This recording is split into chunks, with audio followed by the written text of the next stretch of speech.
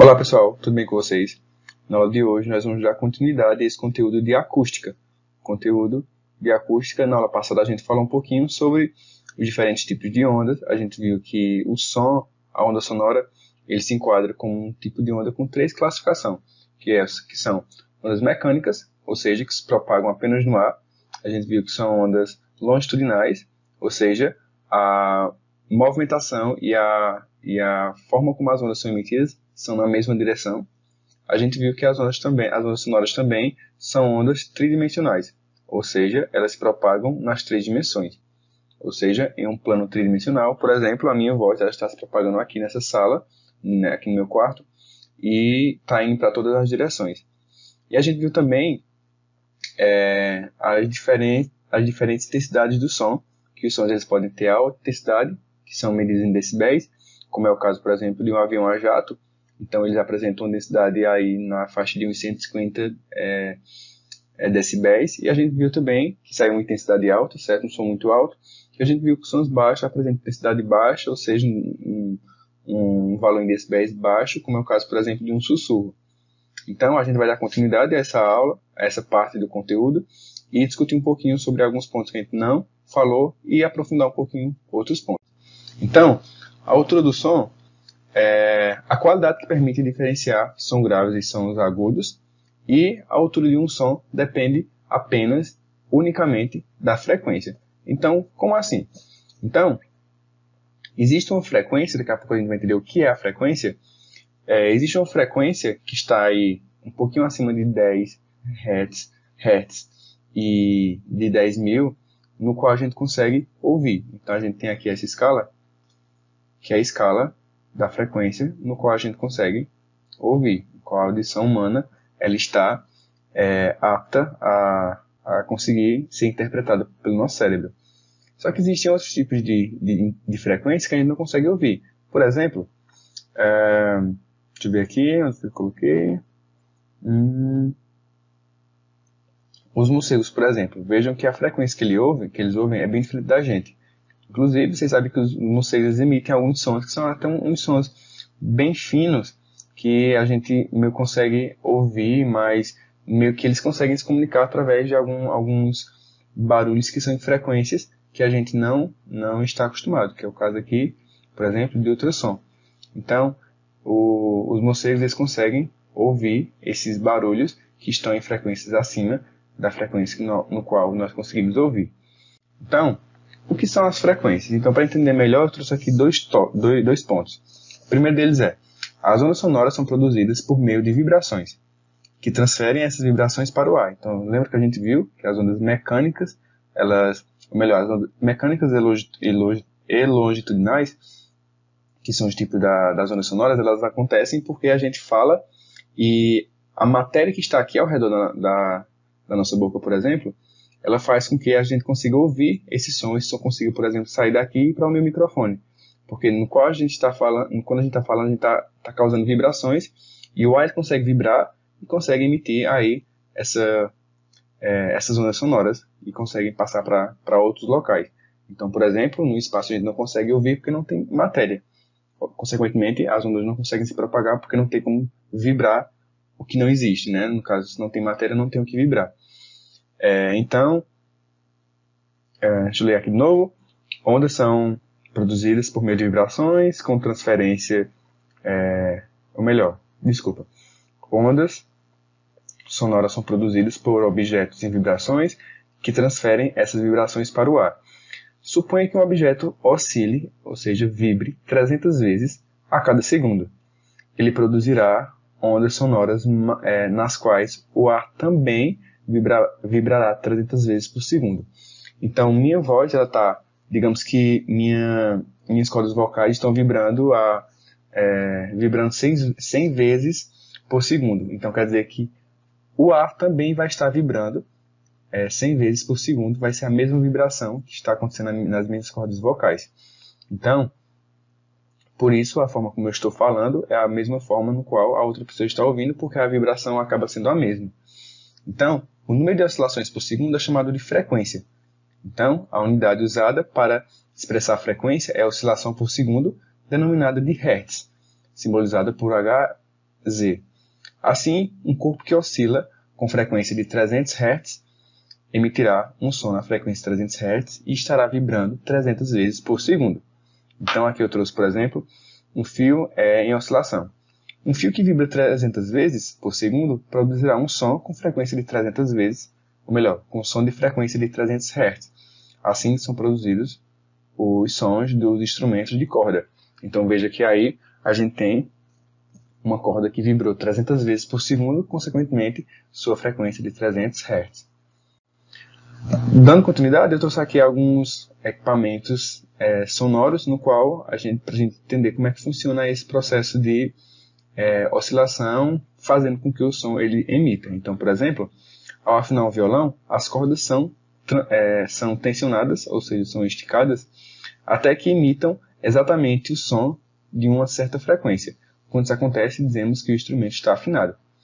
Ao tocar o violão, a instrumentista, a pessoa que está tocando, coloca propositalmente os dedos em várias posições do braço do instrumento. Com isso, ela altera a frequência de vibrações das cordas, emitindo a nota desejada. Então, por isso a gente coloca os dedos nas cordas dos violões em locais diferentes, porque dessa forma a gente está causando uma quantidade de vibrações diferentes, a gente está emitindo uma frequência diferente, consequentemente a gente está emitindo sons diferentes.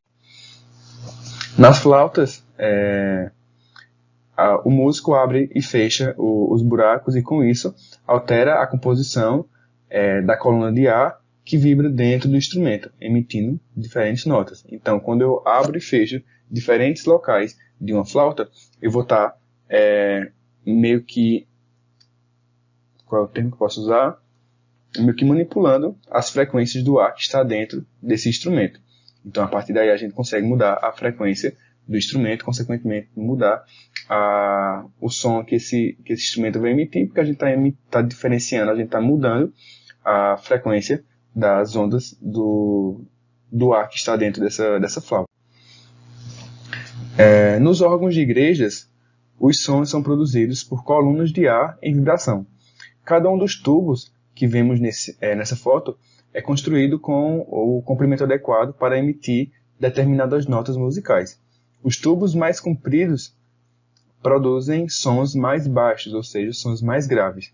Então, quanto mais grave for a nota, quanto mais grave for o som, mais baixo será o som. A gente viu isso na aula passada. No piano, os sons emitidos devem-se a vibrações de cordas. As cordas mais compridas apresentam menores frequências de vibrações e emitirá, portanto, sons mais baixos, ou seja, sons mais graves. Para afinar um piano, o afinador aperta ou frouxa o parafuso que pressiona as cordas com o auxílio de uma chave especial. Então, no piano, da mesma forma que no violão, para afinar a gente tem que esticar ou relaxar um pouco as cordas para que a gente consiga emitir uma frequência, emitir uma nota da forma como quer ser ouvida. Então, se eu aumento a frequência, eu aumento o som. Se eu diminuo a frequência, eu diminuo o som. Então, para a gente ver aqui outro ponto interessante quando a gente fala sobre diferentes sons, quando a gente também está abordando a questão sobre frequência, a gente fala aí sobre a velocidade, no qual as ondas sonoras são emitidas. Eu acho que eu posso até falar isso, né? A velocidade no qual as ondas são emitidas, ela diz muito aí sobre a velocidade no qual o som ele vai ser transportado, no qual ele vai viajar. Então, a velocidade do som depende das condições do meio em que ele se propaga.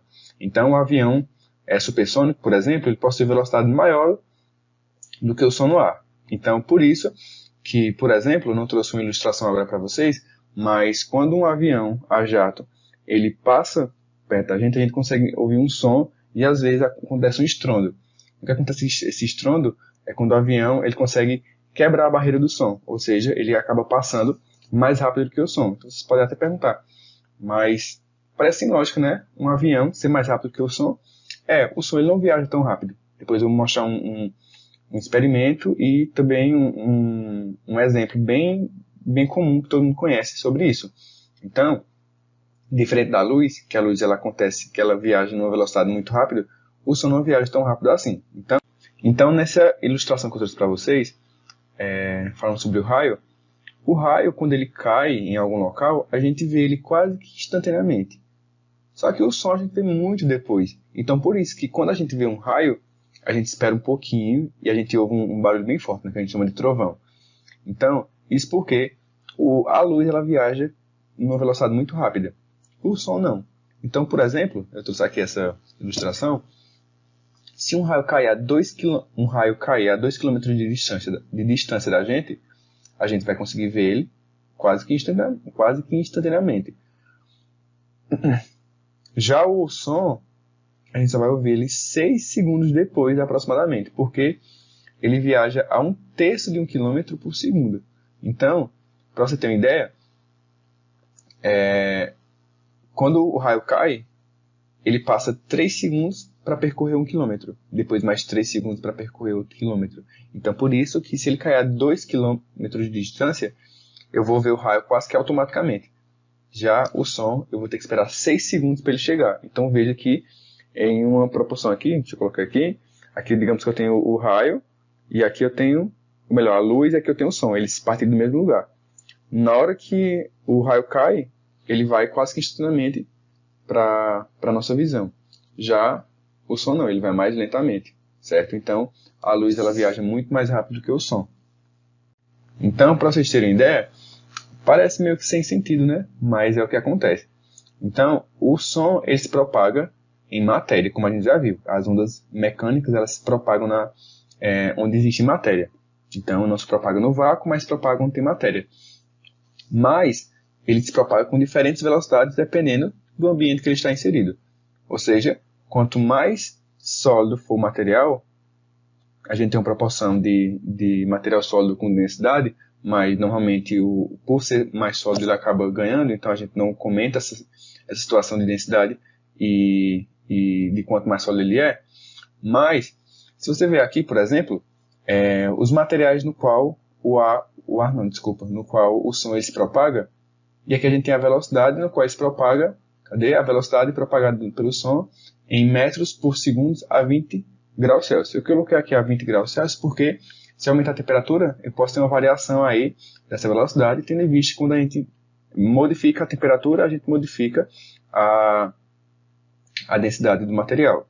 Então, eu trouxe aqui um experimento, mas antes disso vocês veem aqui, ó, nesse GIF a gente vê que no ar, ó, ele sai ao mesmo tempo. O ar ele vai mais devagar, esse aqui é o som, certo?